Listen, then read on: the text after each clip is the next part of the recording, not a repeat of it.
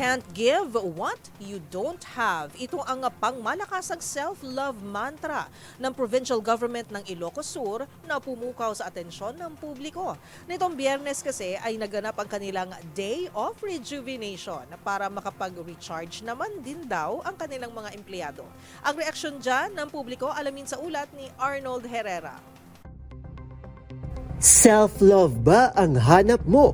Alam mo ba na ang pinaka-aasam-asam nating pahinga ay mahanap lang pala di umano sa Ilocos Sur? Napasana all ang publiko makaraang mag-abiso ang provincial government ng Ilocos Sur ng tinatawag nitong Day of Rejuvenation na nakatakda sa araw ng Biyernes, swak na swak sa long holiday weekend. Layon umano ng munting inisyatibang ito na bigyang panahon ng kanilang mga empleyado na makapagpahinga, makapag-recharge at makapag-recalibrate para makapaghatid ng mas epektibong serbisyong publiko. Bagamat positibo itong tinanggap ng marami, kinwestiyon naman ng netizen na ito kung nagbago na raw ba ang kahulugan ng public service na pwedeng magpahinga kung kailan gustuhin.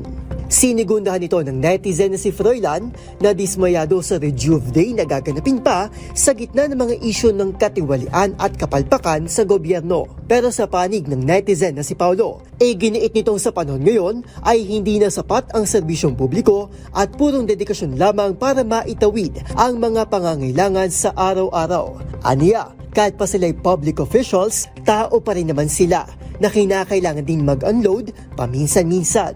Pero pagtitiyak naman ng Provincial LGU na balik normal din agad ang kanilang operasyon sa susunod na linggo, isang araw matapos ang araw ng mga bayani. Samantala sa kaugnay na balita, nagpatupad din kamakailan ng UST College of Accountancy ng tinatawag nitong wellness break.